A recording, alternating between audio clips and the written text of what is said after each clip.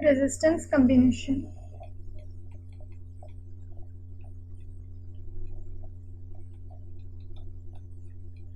Resistance combination दो तरीके के होते हैं, एक जिसे हम सीरीज कम्बिनेशन कहते हैं और दूसरा वो जिसे पैरेलल कम्बिनेशन कहते हैं। सीरीज कम्बिनेशन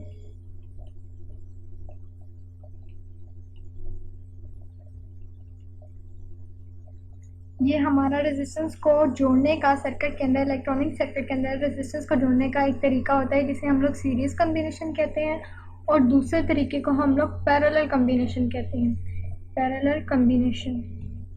इन दोनों तरीकों से हम लोग रेजिस्टेंस को इलेक्ट्रॉनिक सर्किट में कनेक्ट करते हैं। पहले हम लोग सीरीज कम्बिनेशन की बात करते हैं। सीरीज कम्बिनेशन एक ऐसा तरीका है जिसमें रेजिस्टेंस को सीरीज वे में इलेक्ट्रॉनिक सर्किट के अंदर जोड़ा जाता है। यानी कि फर्ज कर लीजिए कि आपके पास कुछ इस तरीके से रेजिस्टेंस है, ये आपके पास रेजिस्टेंस R1 है, फिर ये आपके पास रेजिस्टेंस R2 है, और एक तीसरी रेजिस्टेंस है आपके पास रेजिस्टेंस R3। ये आपके पास 3 रेजिस्टेंस दी गई हैं। अगर आपको इन्हें सीरीज़ वे में जोड़ना हो तो आप इन्हें इस तरीके से जोड़ेंगे कि इनके जो एंड्स हैं उन्हें आपस में कनेक्ट कर देंगे इस तरीके से। R1 का ये वाला टर्मिनल दूसरी रेजिस्टेंस R2 के साथ जोड़ देंगे, और R2 का जो लास्ट वाला टर्मिनल है लेफ्ट साइड राइट साइड पे, उसे आप लोग जो है R3 के लेफ्ट से जोड़ देंगे। इसके राइट टर्मिनल को R3 के लेफ्ट टर्मिनल से जोड़ देंगे। तो इस तरीके से ये जो सीरीज़ है ये end to end combine, end to end जो है वो कनेक्ट कर दी जाती है। उसके बाद जो R1 का लेफ्ट साइड है, R1 का जो लेफ्ट टर्मिनल है, उसे आप एक बैटरी के टर्मिनल पॉजिटिव टर्मिनल के साथ जोड़ देते हैं, और इसी तरह रेजिस्टेंस R3 का जो राइट वाला टर्मिनल है उसे आप बैटरी के नेगेटिव टर्मिनल के साथ जोड़कर सर्किट को कंप्लीट कर लेते हैं। या आपके पास दूसरा तरीका ये भी हो सकता है कि आप R3 के जो राइट वाला टर्मिनल है उसे बैटरी के पॉजिटिव टर्मिनल से जोड़ दें, और R1 के लेफ्ट वाले टर्मिनल को बैटरी के नेगेटिव टर्मिनल से जोड़ दें, जैसा कि इस इमेज में है।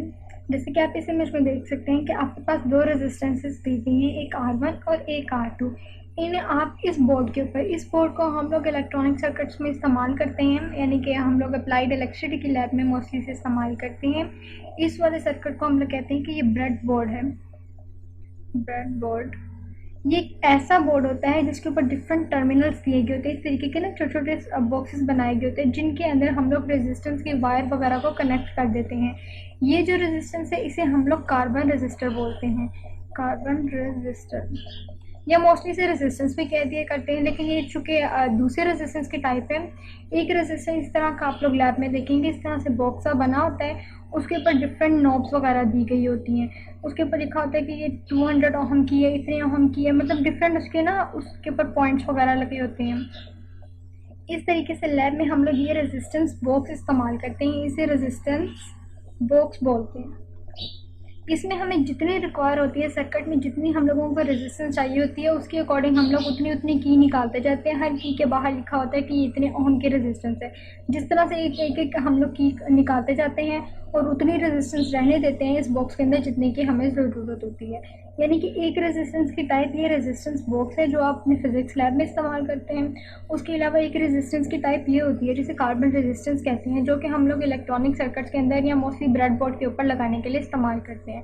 क्योंकि इतने बड़े बोर्ड को, इतने बड़ा जो बॉक्स है रेजिस्टेंस बॉक्स, उसे आप इस ब्रेड बोर्ड के ऊपर नहीं लगा सकते। और जो कार्बन रेजिस्टेंस होती है ये छोटा सा डिवाइस होता है, ये तकरीबन इतना होता है देखने में। इसके ऊपर कलर कोडिंग हुई होती है डिफरेंट कलर्स की, और ये इसके दो टर्मिनल हैं। जिस तरह के कैपेसिटर, जैसे आपने कैपेसिटर को देखा था ना, कैपेसिटर के यहाँ पे दो टर्मिनल हैं। जिस तरह कैपेसिटर को इजीली हम लोग इस ब्रेड बोर्ड के अंदर लगा सकते हैं, सिमिलरली इन रेजिस्टेंसेस को भी हम इस ब्रेड बोर्ड के अंदर लगा सकते हैं। दोनों ही रेजिस्टेंस है, लेकिन ये रेजिस्टेंस बॉक्स है जो हम फिजिक्स लैब में इस्तेमाल करते हैं, और ये रेजिस्टेंस वो कार्बन रेजिस्टर है जिन्हें हम लोग आसानी के लिए मोस्टली अपनी अप्लाइड इलेक्ट्रिसिटी की लैब में इस्तेमाल करते हैं, जहाँ पे हमें छोटे से सर्किट के साथ काम करना हो। यानी कि कॉम्प्लिकेशन से बचने के लिए हम लोग प्रेफर करते हैं कि कार्बन रेजिस्टेंस को इस्तेमाल करें। अब जैसे कि आप इस देख सकते हैं, जैसा कि हमने बात की कि हमारे पास कुछ रेजिस्टेंसेस हैं और ये ब्रेड बोर्ड है जिसके ऊपर हम लोगों ने उन रेजिस्टेंस को लगाना है। जब सीरीज़ वे में रेजिस्टेंस को लगाना हो तो हम उनके एंड टू एंड कनेक्ट कर देते हैं, जैसे भी हम लोगों ने बात की। अब ये सारी की सारी रेजिस्टेंस जो है वो एक ही लाइन में कनेक्ट है। जैसे कि ये वाली पूरी की पूरी लाइन के अंदर इसका भी ये वाला नॉब जो है इधर आ रहा है, इसका भी ये नॉब जो है इधर आ रहा है, और ये दोनों भी आपस में इसी जगह पर कनेक्ट हैं, यानी कि एंड टू एंड ये इस तरीके से मिल जाते हैं कि अगर इस तरीके से यहाँ पर एक बॉक्स बना हुआ बहुत छोटे छोटे बॉक्स बने होते हैं हमारे पास ब्रेड बोर्ड के ऊपर, वहाँ पर आप रेजिस्टेंस के एक टर्मिनल को डालते हैं, ये आपके पास कार्बन रेजिस्टेंस है, इसका दूसरा टर्मिनल भी उसी लाइन में लगा देते हैं और अगली रेजिस्टेंस को उसी बॉक्स के अंदर मिलाकर आगे लगाकर इस तरीके से ये सीरीज़ वे में आप इसे कनेक्ट कर देते हैं। उसके बाद ब्रेड बोर्ड जो है, ये जो हमारे पास ब्रेड बोर्ड है, यहाँ से कनेक्ट करके इसे बैटरी के साथ लगाया होता है, तो पूरे के पूरे ब्रेड बोर्ड के ऊपर जो है वो वोल्टेज आ जाता है और वही वोल्टेज इन रेजिस्टेंस के अंदर भी आ जाता है। तो हम लोगों ने बात की थी रेजिस्टेंस को सीरीज़ वे में जोड़ने की। जब भी रेजिस्टेंस को सीरीज़ वे में जोड़ना होता है तो हम इन्हें एंड टू एंड कनेक्ट कर देते हैं, जैसे कि R1 और ये हमारी तीसरी रेजिस्टेंस R3। आफ्टर डैट इसके बाद हम लोग इसे जो है बैटरी के टर्मिनल के साथ कनेक्ट कर देते हैं ताकि बैटरी का वोल्टेज इन रेजिस्टेंस को मिल जाए। हम कहते फर्ज कर लीजिए कि हम कहते हैं कि जो बैटरी हम लोगों ने लगाई है वो तकरीबन 6 वोल्ट की है। जब रेजिस्टेंस को सीरीज़ वे में लगाया जाता है तो उस सिचुएशन में जो करंट है इस वोल्टेज की वजह से इस पूरी की पूरी सर्किट के ऊपर, अगर इस पूरे के पूरे सर्किट के ऊपर, जैसे कि आपको मालूम है कि ओम्स लॉ के मुताबिक जब किसी सर्किट को किसी बैटरी के साथ कनेक्ट किया जाता है तो उस पूरे के पूरे सर्किट के अंदर कुछ ना कुछ वोल्टेज होता है और उसी वोल्टेज की वजह से करंट भी प्रोड्यूस होता है। सीरीज़ वे में जो करंट इस बैटरी के वोल्टेज की वजह से प्रोड्यूस होता है वो हर रेजिस्टेंस के पास इक्वल होता है, यानी कि R1 के पास जो I1 करंट है, इसके पास I2 और इसके पास R3 के पास I3 है, ये तीनों करंट आपस में इक्वल होते हैं जो कि बैटरी के करंट I के इक्वल होते हैं। लेकिन इस सिचुएशन में सीरीज़ कम्बिनेशन में जो वोल्टेज है वोल्टेज जो है डिफरेंट हो जाता है। R1 का वोल्टेज V1 है और R2 का वोल्टेज लेट्स से कि V2 और R3 का V3 है। ये तीनों वोल्टेज वेरी कर जाते हैं, लेकिन ये वोल्टेज जो है ये बैटरी के वोल्टेज के इक्वल आ जाते हैं, यानी कि इनका सम फर्ज कर लीजिए इस तरीके से, यानी कि ये हमारा बैटरी का वोल्टेज है तो हमारा V1 plus V2 plus V3 जो है इनका ऐड करके बैटरी के वोल्टेज के इक्वल ही आ जाता है। हो सकता है कि R1 रेजिस्टेंस को जो वोल्टेज मिला हो वो 1 वोल्ट हो और R2 रेजिस्टेंस को 2 वोल्ट मिला हो, इसी तरह R3 को हो सकता है कि 3 वोल्ट मिल गए हो। तो इस तरीके से यहाँ पर हमारे पास 6 वोल्ट है और 1 प्लस 2 प्लस 3 जो वोल्ट हैं ये आपस में कंबाइन होकर 6 वोल्ट ही हमारे पास आ जाते हैं। तो जितना वोल्टेज बैटरी सीरीज़ कम्बिनेशन में रेजिस्टेंस को देती है वो वोल्टेज जो है वो डिस्ट्रीब्यूट हो जाता है इन रेजिस्टेंस के अंदर, लेकिन उनका सम जो है वो बैटरी के वोल्टेज के इक्वल ही रहता है। अगर मैं V1 की बात करूं तो मुझे मालूम है कि जो V1 वो रेजिस्टेंस R1 की वोल्टेज है। अगर मैं V1 के लिए रिलेशनशिप निकालना चाहूँ तो ये I1 इंटू बल्कि I इंटू R हो जाएगा, क्योंकि करंट तो दोनों के लिए सेम है। सिमिलरली अगर V2 की बात की जाए तो ये I इंटू R2 आ जाएगा और इसी तरह अगर V3 वोल्टेज की बात की जाए जो कि रेजिस्टेंस R3 का वोल्टेज है तो ये इज इक्वल्स टू IR3 के इक्वल आ जाएगा। अगर अब मैं ये इस सिचुएशन के मुताबिक लिखूँ कि जो बैटरी ने वोल्टेज इन तीनों रेजिस्टेंस को दिया है वो voltage V1 plus V2 plus V3 यानी कि इन तीनों वोल्टेज के सम के इक्वल है। अब अगर मैं V1 की जगह I into R1 plus V2 की जगह I into R2 plus V3 की जगह I इंटू R3 लगा लूँ, जैसा कि अभी हम लोगों ने इस रिलेशनशिप से निकाला है, तो हम इनकी वैल्यू यहाँ पर पुट कर सकते हैं। अब जैसा कि हमें मालूम है कि जो करंट है वो पूरे के पूरे सर्किट में सेम है जो कि बैटरी के वोल्टेज के बराबर, बैटरी के वोल्टेज जितना ही है, यानी कि जितना वोल्टेज बैटरी का है उसके अकॉर्डिंग जितना भी करंट इस सर्किट के अंदर प्रोड्यूस हुआ होगा वो करंट सेम है सब रेजिस्टेंस के लिए। और ये करंट जो कि सेम है इसलिए इसे यहाँ पर कॉमन ले लिया, तो अंदर हमारे पास R1 plus R2 plus R3 रह जाते हैं और यहाँ पर हमारे पास बैटरी का वोल्टेज V है। अब अगर मैं इन तीनों रेजिस्टेंस को टोटल रेजिस्टेंस RT का नाम दे दूं तो यहाँ पर मेरे पास I इंटू RT आ जाएगा जो कि V के इक्वल है। अब देखा जाए तो मैं कह सकती हूँ कि जो बैटरी का वोल्टेज है वो I इंटू RT के इक्वल है। तो अगर मैं इसी वैल्यू को अगर यहाँ पर अगेन पुट करके देखूँ, यानी कि बैटरी का जो वोल्टेज है वो I into R1 plus R2 plus R3 के इक्वल है, तो इस रिलेशनशिप को अगर मैं यहाँ पर पुट करूँ इस जगह पर तो ये मुझे बता देगा जो कि बैटरी का वोल्टेज है वो I इंटू टोटल रेजिस्टेंस के बराबर है जो कि I into R1 plus R2 plus R3 के इक्वल है। करंट यहाँ पर भी सेम है और यहाँ पर भी सेम, तो मैं इस रिलेशनशिप को RT into R1 plus R2 plus R3 लिख सकती हूँ और हो सकता है कि बैटरी में आप लोगों ने 3 के अलावा बहुत जो सर्किट है उसमें 3 के अलावा भी मज़ीद रेजिस्टेंस इस्तेमाल की हो, तो उस सिचुएशन में जो है ये 100 ओम बढ़ता चला जाता है।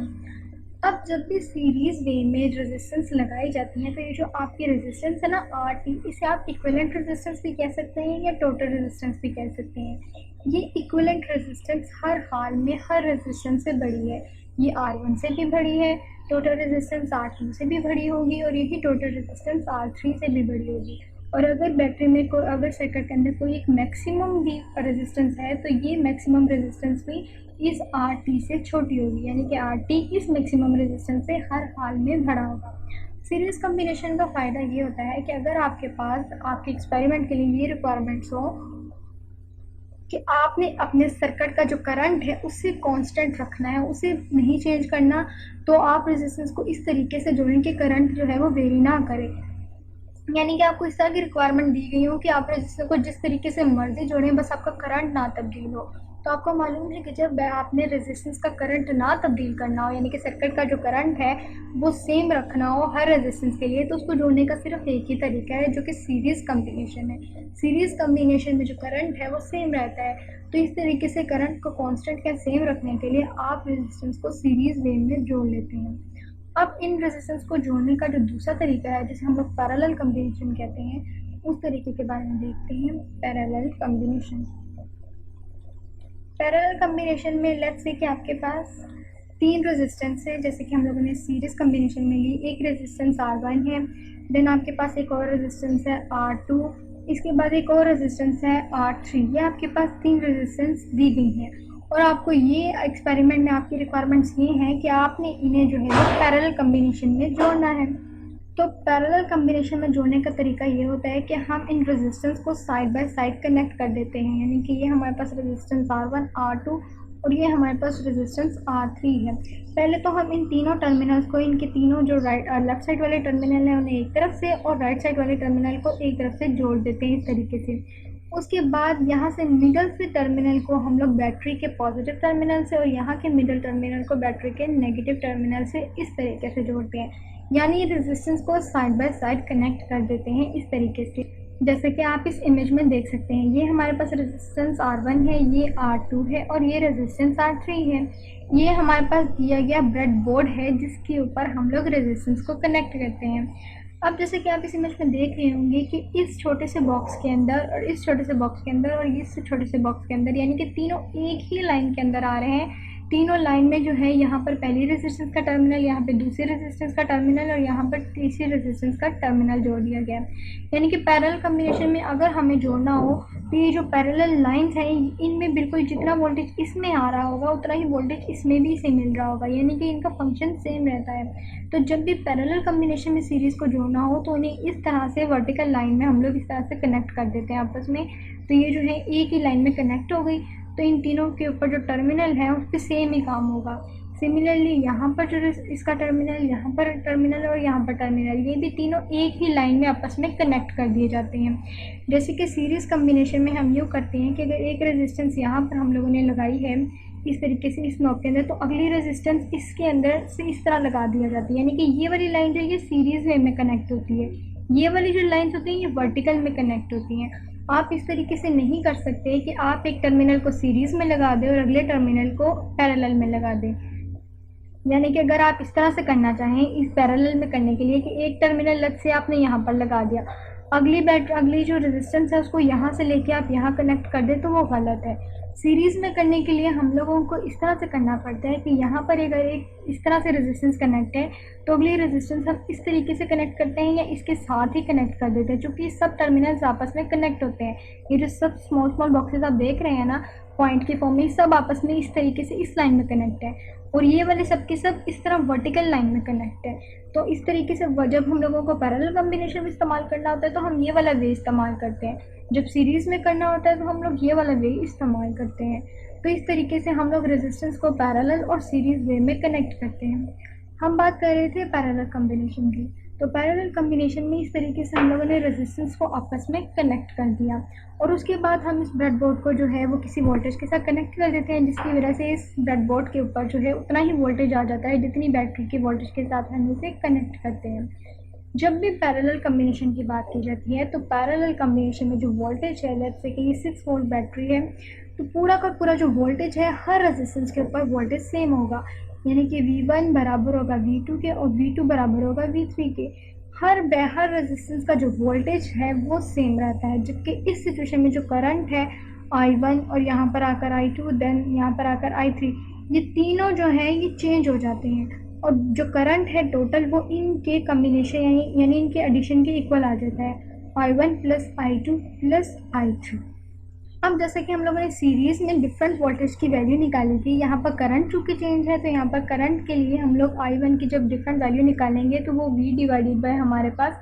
R1 आ जाएगी। सिमिलरली I2 करंट की जो हमारे पास है वो V डिवाइडेड बाय R2 और इसी तरह I3 करंट जो है वो V डिवाइडेड बाय R3 आ जाएगा।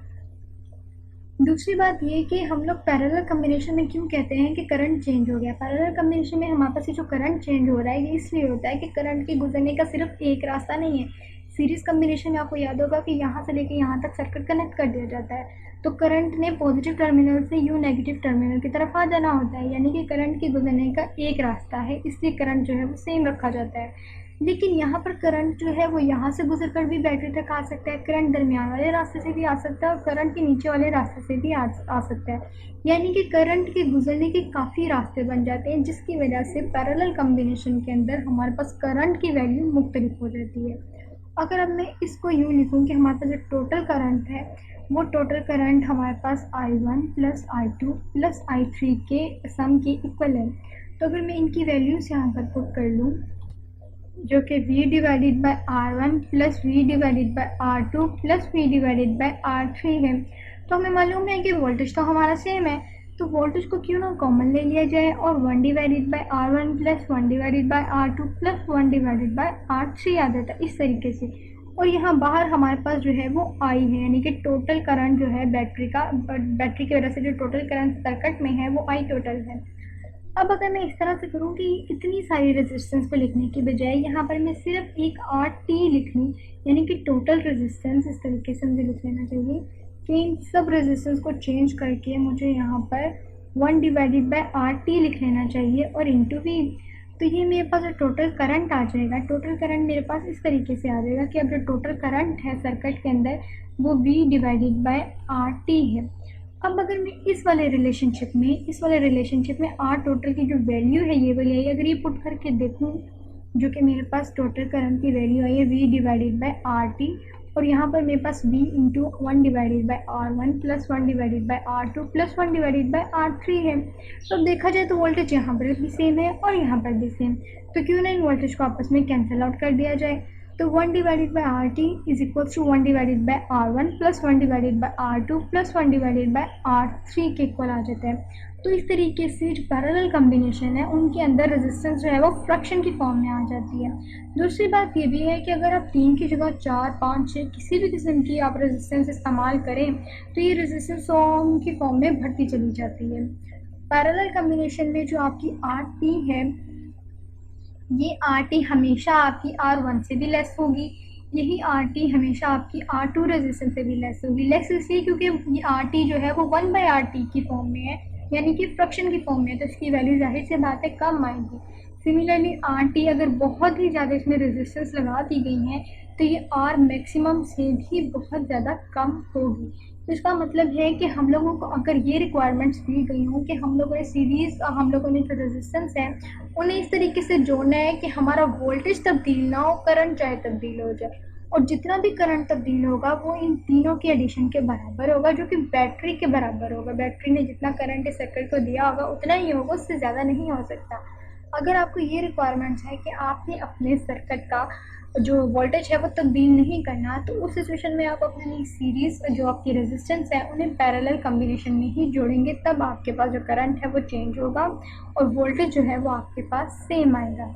जैसे कि आप इस इमेज में देख सकते हैं कि ये हमारे पास इस तरीके से एक ब्रेड बोर्ड दिया होता है, ब्रेड बोर्ड होता है, यहाँ पे हमारे पास एक बोर्ड है जिसे हम ब्रेड बोर्ड कहते हैं। इस ब्रेड बोर्ड के ऊपर हम लोग मुख्तलिफ जो है अप्लाइंसेस वगैरह लगा देते हैं, रेजिस्टेंस भी लगा देते हैं, कैपेसिटर भी लगा देते हैं, जो हमें सामान रिक्वायर्ड होता है, जो भी ऑपरेटर्स हमें दिया गया होता है जिसके थ्रू हमने एक्सपेरिमेंट परफॉर्म करना होता है, उन्हें हम लोग इस ब्रेड बोर्ड के ऊपर लगा देते हैं उसके बाद हम इस ब्रेडबोर्ड को कनेक्ट कर देते हैं। तो हम इस तरीके से इन रेजिस्टेंसेस को और जो हमारे पास कैपेसिटर्स वगैरह होते हैं, डिफरेंट अप्लाइंसेस होते हैं, उन्हें इसके ऊपर लगा के हम लोग इस्तेमाल करते हैं। तो ये रेजिस्टेंस को जोड़ने का तरीका था कि रेजिस्टेंस को पैरेलल कम्बिनेशन में किस तरीके से जोड़ते हैं और रेजिस्टेंस को सीरीज कम्बिनेशन में किस तरीके से जोड़ा जाता है। तो होप सो आपको समझ आ चुका होगा कि रेजिस्टेंस कम्बिनेशन क्या होता है और किस तरीके से रेजिस्टेंस को हम लोग सर्किट के अंदर कनेक्ट करते हैं।